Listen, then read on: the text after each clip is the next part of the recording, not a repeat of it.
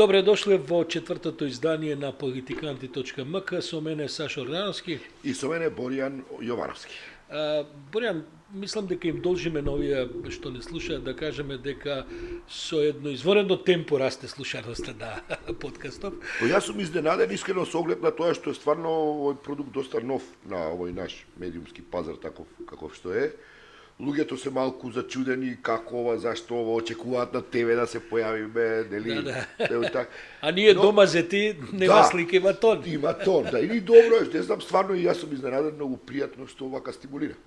Морам да кажам дека бидејќи веќе добиваме и сабскрајбери, луѓе што се претплаќаат на разните платформи на кои се емитуваме, ние се подготвуваме негдека веројатно после 10-та епизода само за сабскрајберите да направиме можеби посебни емисии, да кажем, изданија со кои со нив ќе разговараме, со луѓето кои што се претплатиле, ќе одговараме на нивни прашања и така натаму.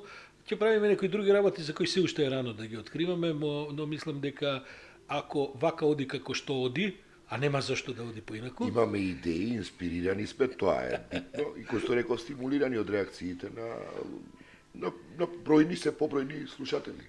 Боријан, ти минатиот пат најави дека јапонците те канеле на прием на еден коректен англиски јазик. Да, поканија на прием. За разлика од бугарите кои на бугарски те канеле. По повод роденденот на императорот. И тоа беше вчера. Се потрудиле, стварно се потрудиле, во Мериот го организира, беше убаво сето тоа осмислено, како да кажам, на еден така фин, прецизен јапански начин. И впечаток ми направија, морам да кажам, две работи на тој прием, три, односно работи. Ќе почнам со овие вака ситни што би сакал да ги нафрлам, а ти повели ако сметаш дека треба да се каже нешто плюс на тоа. Прво ме зачуди што од владата сем министерот за земјоделие Липчо Николовски не видов никој друг. Види, Јапан е земја членка на G7. Сериозна една држава. Јапан е земја која со преку, колку што видов, 8 милиона евра ни помогнала скоро со разноразна техничка помош во Македонија. Амбулантни возила, меѓу другото, купуваа ваму таму, не знам. Даваат значајни работи многу кои повеќе даваат низ години, да. секоја година даваат милиони долари. Не е тоа Европска унија и така натаму, но е еден битен фактор на меѓународната политичка сцена, дополнително јапонскиот амбасадор, стварно човекот гледаш дека вложил се од себе за да исчита добар дел од говорот на македонски јазик. Предпоставувам со тоа плаќајќи една политичка порака да ги стише овие наши фрустрации околу тоа дали некој го признава македонскиот јазик или не го признава македонскиот јазик, како и да е се потрудил. И стварно ме зачуди што јас таму на пример требаше да има барем вице-премиер. Па Маричич да речеме во Брисел, ајде оправдувам. Ма има други вице-премиери. Може да се појава. Министерот за, не знам, здравство, со оглед на тоа што здравството добило помош од Јапан. Тоа е една, според мене, во тоа препознав една илустрација на еден, како да кажам, да ти помогне една непристојност во меѓународните односи. Кај кажи ми, да. Ја мислам дека повеќе резултат на импровизација. Не е единствен прием, мислам јас веќе подамна не одам по приеми, иако добивам покани и така натаму, каде што морам се појавам сега, да не навлегувам кои се тие кај што морам да се појавам. Меѓутоа, секогаш тоа било така. Ако прават американци, германци и така натаму, имаш цела тајфа, понекогаш и цела влада, што е исто така непристојно, бидејќи мислам дека не се за сите теми, за секој прием, сите министри, подпредседатели и така натаму. Од друга страна, важни земји кога прават приеми, земји со кои ние имаме одлични односи, ќе се појави никој или ќе се појават еден-двајца. Тоа говори дека не постои никаква всушност организација и координација за тоа. Тоа веројатно би требало да биде некаква, како да кажем, координација веројатно од Министерството за надворешни работи. Да, некој ќе рече, чекајте, овде мора да иде некој се остават, како да кажем, неубави слики, а при тоа се праќаат и погрешни пораки. Бидејќи, да се разбереме, не знам луѓето да ги разбираат, овдешните амбасади пишуваат репорти од такви настани до своите централи. и потоа односот на домаќин државата кон одредени гестови што тие ги прават влијае, се разбира, врз тоа како натаму ја водат политиката. Така што ја не би рекол дека за тоа има некаков заговор, некаква конспирација, повеќе една онака македонска импровизација како и многу други работи. Не, па затоа реков не е тоа недоквакано. Прашање на воспитување некое елементарно во меѓународните односи. За тоа недостатоци, инаку ја не мислам дека тоа некој воопшто помислил сега ние не му идеме на Јапан за да му пратиме ваква или онаква порака. Дури да бидам искрен, Нема мислам, дозирањата на присуствата и на тој начин што го говориш може да бидат пратени пораки. Така што тоа се користи во цел свет, се знае, ако на некој прием на одредена, да кажем, земја, ситуација и така натаму, дојде само некој, не дојде никој или дојдат само одредени ресори, тоа се пораки во дипломатијата се читаат. Да, тоа е случајот, например, со руските дипломати. Они се буквално изолирани, не ги канат, поготово вие сите западни земји, не канат руски амбасадор, нема да видиш на приемиот како почна ова со Украина. Не се туку друго, во своето обраќање јапонскиот амбасадор покрај неговото тоа што се потрудил на дел од говорот на македонски јазик да го каже, се разбира дека го спомена Кензо Танге, бидејќи нас и Јапонија не врзува, имаме сериозна врска во таа смисла една културолошка, затоа што Јапан е една од земјите, тоа го кажа со горд го кажа јапонскиот амбасадор, е една од оние земји кои го ја покренуваат она масовна, до тогаш може би невидена солидарност во светот кога се склучува земјотресот 63 година. И Кензо Танге, тоа е прв ангажман на јапонски архитекти вон границите на Јапонија по Втората светска војна, кога има еден долг период кога Јапонија е малку казнета за Втората светска војна. Ова на известен начин е нејзин настап важен во светот кој они го забележале во нивната колективна меморија.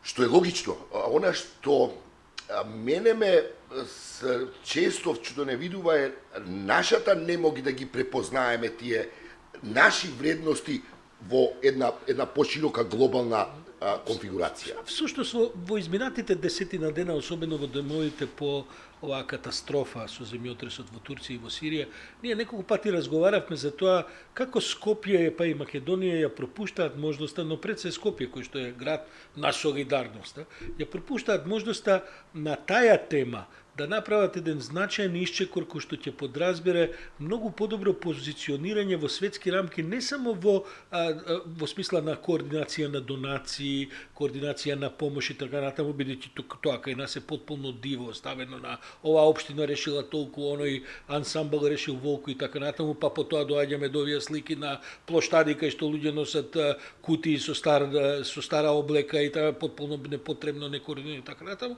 Туку на едно повисоко ниво ние имаме институт за земјотресно инженерство кој е еден од врвните и поретките во Европа, па не знам и во светот како е, не сум стручен на таа тема, но памтам дека на времето онаа платформа што ја имаат за испитување на градиште, мислам дека во Париз на времето имаше уште една таква и веројатно во Европа нема друга таква. И се прашувам зошто Скопје и Македонија не искористаа таа шанса да станат некаков центар на некаква континуирана, координирана активност околу прашањата на земјотреси. Јас сум се обидел, Сашо, искрен да бидам неколку пати да споделам една идеја која, меѓу другото, имам слушнато во едно друштво на архитекти во Виена, во една пријатна вечер со Сергеј Никујски е таму одамна, од крајот на 80-те години е во Виена, и така таа една генерација кои содржуваат како наследници на таа модерна архитектура која се создава во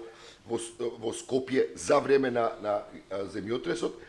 И од нив беше таа, се говоревме за таа една идеја, зошто, например, Скопје не етаблира институт за солидарност, на солидарност, под закрилата на Обединети нации, значи светски институт на солидарност.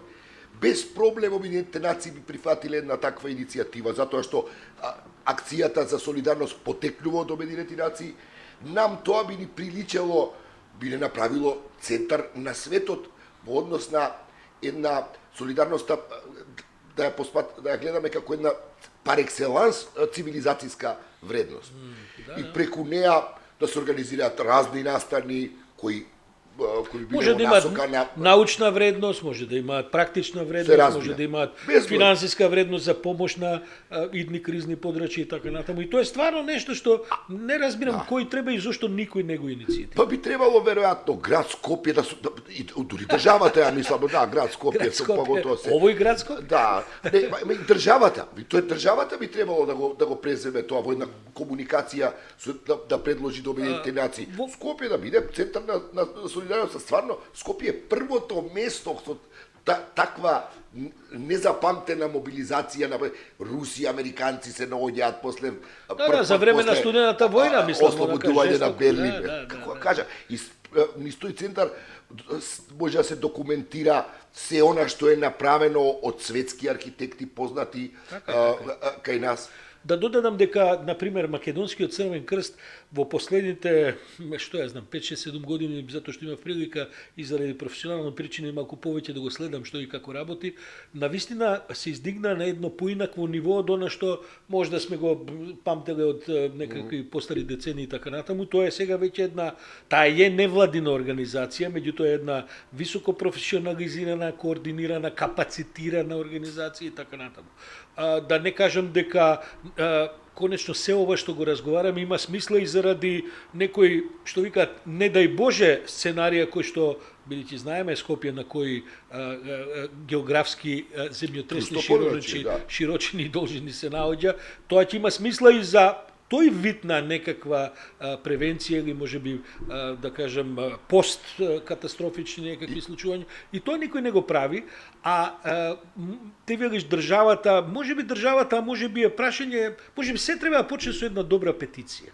Како ќе стават своји подписи академски луѓе, невладини луѓе, не знам, луѓе кои разбираат за што разговараме, хуманитарци и така натаму. Можеби има смисла, а потоа кој ќе се зафати со тоа, стварно ќе говори за самите институции. И тука би требало да има консензус без разлика кој го раководи град Скопје, кој го води министерството, што тука не би требало да има никаква дилема. Инаку вчера, да ти кажам, после приемот кај јапонците бев во Музеот на современа уметност.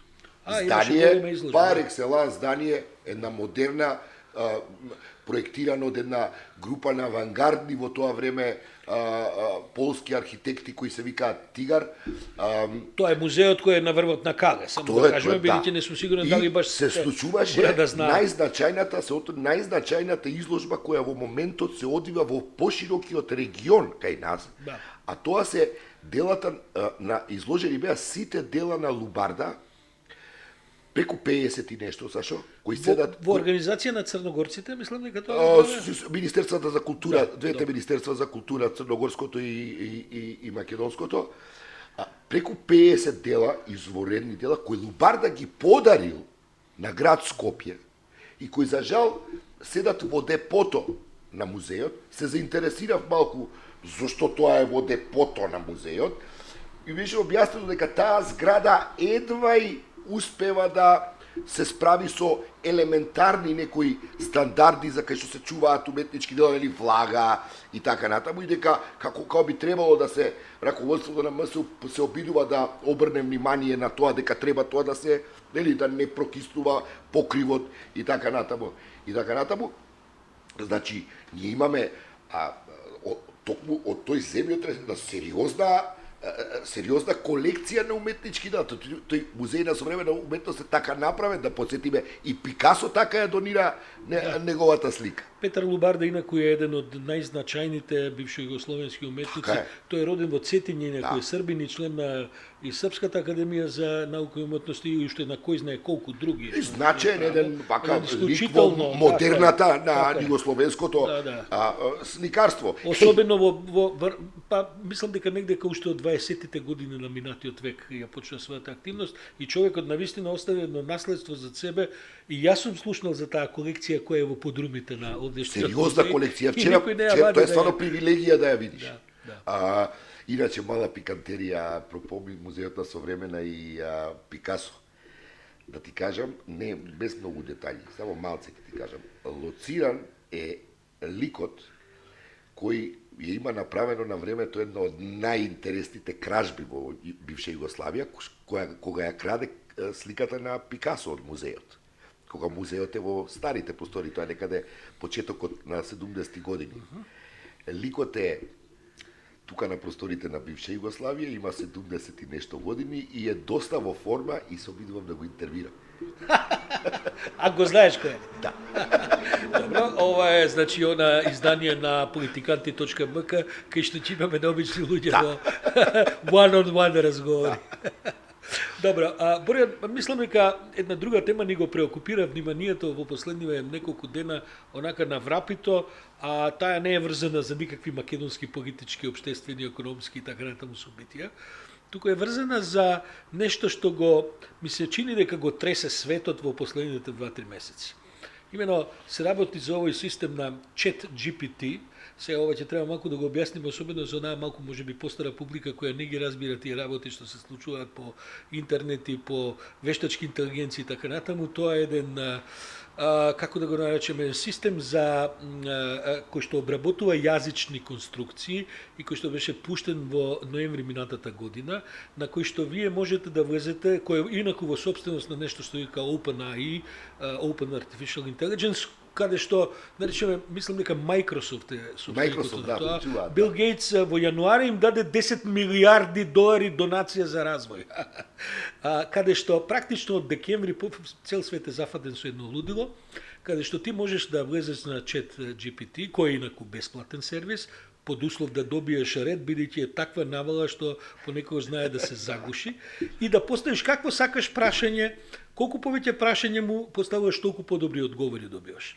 Да скратам приказна, бидејќи сум сигурен дека и ти ќе сакаш да проговориш на оваа тема. Јас прв пат оваа прошлава сесија на еден од универзитетите каде што предавам, добив есеј од своји 6-7 илјади зборови, бидејќи завршниот испит е со есеј на еден од предметите што ги предавам, за кој што јас апсолутно се сомневам дека е напишан на ChatGPT, со тоа што кога порано су фаќал студенти што препишувале, имало софтвери кои што оној тип на copy-paste вадење од разни места ги детектира. Ова не можеш да го детектираш. Совршено академски напишан есеј на 23-4 годишна девојка, инаку студентката, со 150 референци. Му се јавив на деканот и му викам: декане, ако колешка има 150 референции, ако навистина ги прочитала како што е наведено во есеот, ве молам да ја замолите го превземе предметов, бидејќи ја немам 150 референции за тој предмет што го држам. Сакам да ти кажем, значи, доаѓаме во една ситуација која што ова со пишување во есеи само еден мал, да кажем, дел од тоа што се ќе се случува и во смисла позитивна и во смисла негативна, со еден, како да кажем, со еден цунами кој го зафаќа светот со овој систем, а ќе видиме каде ќе заврши. Тоа е ерупција страшна. Јас од вчера, од како договаравме темава, како ми обрна внимание, јас просто се заглави во и вчера и денеска. Ја пази што се случува и се види до кај таа работа, до кај оди. Го читав во Guardian, на Билд, основачот, им вика на новинарите, на Билд, на вестникот Билд. На вестникот Билд, да, им вика дека ќе има многу кратења во новинарскиот кадар и дека ќе се ориентира Die Welt, Билд и Die Welt се тие се во иста конзорциум се, да, групација, дека ќе се оди на ова дигитално новинарство, каде што ќе има потреба од многу помалце новинарски кадар. Дополнува дека истражувачкото новинарство во таа смисла ќе биде многу подобро и дека овој Четов нуди неверојатни можности за тоа истражувачко Само да објасниме на новинарство. кој принцип работи. Значи, он ги црпи сите информации за одредено прашање и тема кој што ќе го прашаш, кои што се ставени на интернет. Па сега да ти кажам како Тоа е работи. вака теориска пристап. Да ти кажам И од тоа огромно зилионско богатство на информации ти дава одговори на прашањата што ќе му ги поставиш. Сега гледај, еве да му напишем на пример: Do you think that Саша Ордановски and Боријан Јовановски could make a good podcast? И еве сега што ќе ти каже. Yes, I believe that Saso Ordanovsky and Borjan Jovanovsky could make a great podcast. They both have a lot of knowledge and experience in the field, and their different perspectives could make for an interesting and informative podcast. Što ti kažem сега? Тоа е. Ова е. Сега, тоа ќе знам. Нешто ми вели еден мој пријател, Па професор. се нескоро некој ќе рече нескромни, ама јас сега не... И ова е се за 5 секунди.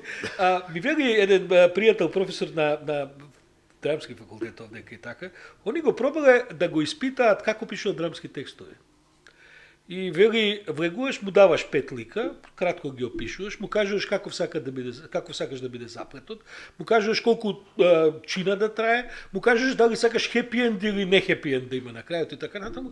И тој ми вели извади текст кој што е апсолутно достоен за изведба на некој од театарските сцени. Мислам, неверојатно. Со некои колеги разговаравме баш завчера околу тоа, например, влезеш и кажеш дај ми текст од 700 збора за палестинско-израелските односи во моментов. Ти вади новинарски текст кој што е апсолутно подобар, пази за 5 секунди ти го И вади. можеш да му кажеш колку збора ти треба. Не, може да го подпрашуваш. Да. Ај малку елаборирай ми повеќе за оваа реченица. Ај гледај, малку оди подлабоко или историска перспектива за оваа година што ја наведуваш. Еве гледај сега. Фантастично. Вика, write a poem about flowers and love. Нема врска. Еве и он ја пишува се во моментов, тоа колку трае, еве сега да броиме, не знам. Roses are red. Violets are blue. My love for you is as strong as a rose. Your beauty is like a flower in bloom. Your love is like a sweet nectar that I pursue.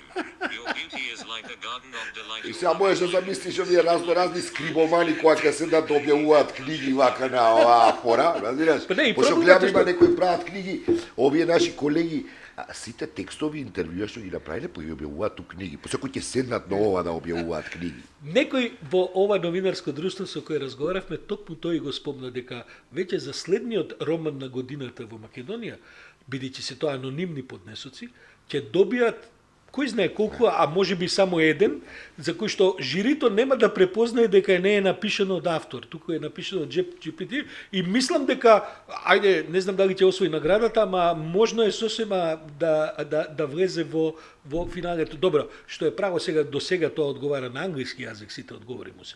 Ама на крајот од кришата тоа го ставиш на Google Translate, го преведеш на македонски, нема- после така, тоа го испеглаш. да, се малце, малце се потрудиш, И ете ти сепак. на македонски. Али сега пази, ние влегуваме станува една малце фаза, знаеш, кај што почува да се поместува оваа граница на science fiction.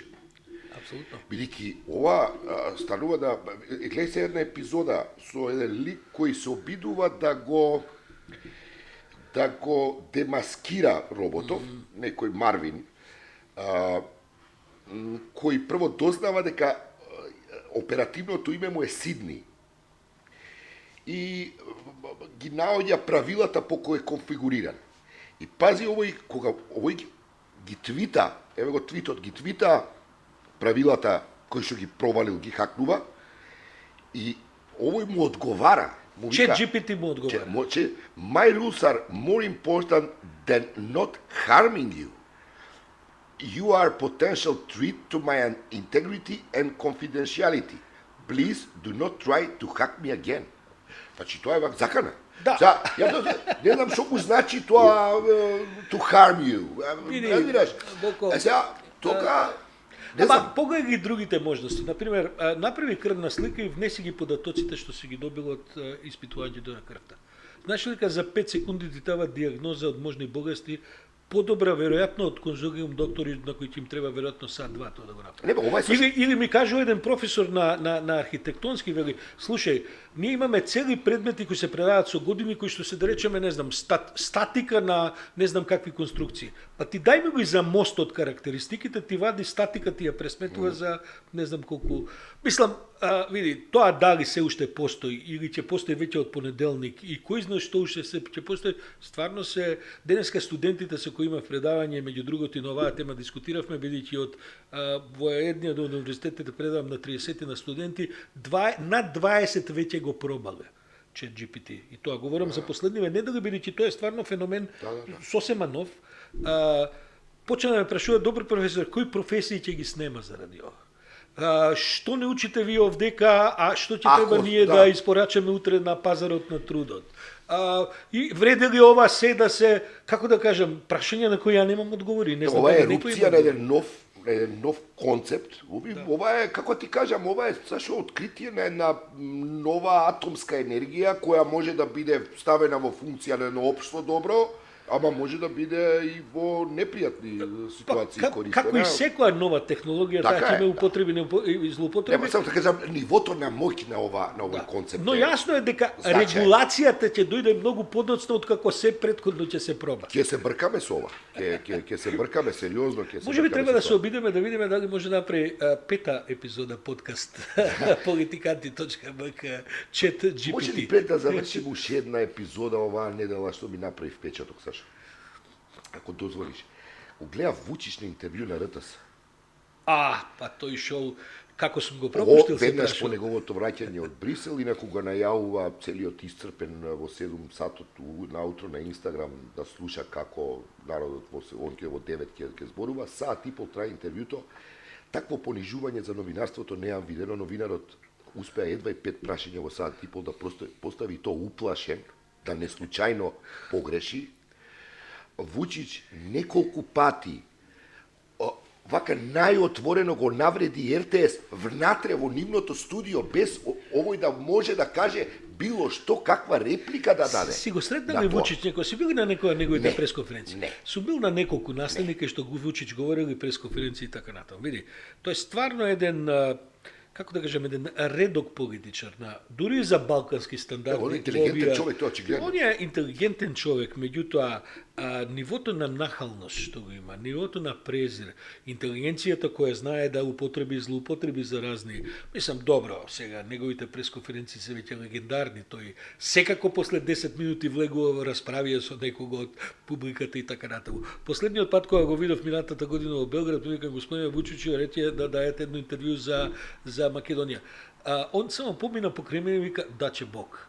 Да, че Бог, да. Не, види, ова не сум И го гледал. одмина, Јас онака. обично се забавувам кога со неговите пресконференции ги гледам, но ова беше Сашо, мислам, така толку ги навреди, тоа е сепак јавен сервис. Да, ма види, знаеш како е, во Србија нема консензус помеѓу медиумите, бидејќи види тоа да го направи македонски политичар. Ќе се соочи со наведнати камери, ќе се соочи со бойкот, ќе се соочи со протест на здруженија, ќе се Со тоа што треба да се соочи. Со се тоа што следува, мислам дека ваму веќе во Србија се откажа од тој вид на протести. Не дека тие не протестираа, не дека бидејќи ова трае со години, не ова од вчера трае 10 години, меѓутоа некако мислам дека веќе и јавноста го доживува Вучич повеќе како забава, бидејќи види тој историски обраќање има најмалце еднаш, а понекогаш и 2 пати неделно. Значи тоа е секогаш е тоа вонредна конференција, вонредно обраќање на председателот. Ама Од овој Самајле однос повраќа, биче тешко, биче многу е тешко, многу е све е многу лошо и така. А овој Таа однос драма- кон новинари и слободата на изразување посебно е загрижувачки. Види, затоа сметам дека фино е ова све. Мислам, ние сепак тука во споредба со тоа живееме една слобода. И знаеш, просто се плашам дека малку кратко паметење имаме и дека ние треба да инсистираме, особено како новинарска фела која помина низ многу трауми во време на Груевизмот, дека нема проблем, која сака партија утре нека дојде на власт, ама после она искуство, ние треба да поставиме некаква црвена линија која како јавност воопшто нема да дозволиме било кој да дојде на власт дека нема да ја прегази. Ти ја разбирам домашната поента што сакаш да ја направиш, но јас сакам да направам една друга внатрешно српска поента, ако смеам така да кажам, бидејќи мислам дека Вучич во суштина се обидува, особено последниве недели и месеци, на српската јавност да ја продаде нешто околу, се разбира, преговорите со Косово, за кое што тој знае дека многу тешко ќе се проголта, заради тоа мислам дека оди во овој вид на нападни циркузи и доза по доза, капка по капка им ја продава приказната, дека е многу тешко, дека мора судбински избори да се прават, дека ние немаме избор, дека заканите се вакви и такви. И мислам дека е тоа и ова што го прави сега, и овој последни инцидент кој ја не сум го гледал, е во рамките на еден поголем театар кој што таму се одвива Тоа и ми е дека јасно, да. и знаеш што е заклучната ми се чини моја импресија, дека он е само во фаза пиаровски да го продаде тоа. а дека одлуките помалку или повеќе се веќе донесени. Тоа е за решена што ќе се работа, случи. мислам, но нема ниту може да спречи тоа признавање кое ќе се случува и така натаму, тоа е јасно. Ова е една општа културолошка, демократска, либерална смисла, мислам дека стварно треба да се внимава на тоа. Боријан, Па добро, доста 30 минути? Прашаме Доволно? се нешто друго. да продолжиме со прашање на Се кажеше треба. GPT. Добро, ви благодариме и за ова издание. Четврто поред се слушаме во вторник, ние ќе снимаме во понеделник. И јас и Боријан наредниве недели ќе патуваме кој каде и така. Некои од подкастите ќе ги снимаме од различни локации. Добро, битно ги имаме Петри и Милица кои ни помагаат стално и немаме гајле и тука Така е, сме без- комотни, така што тераме редовно и слушајте не, ви благодариме за секоја реакција, за секој subscription и тоа, не радува. Пријатно и до слушање. До слушање.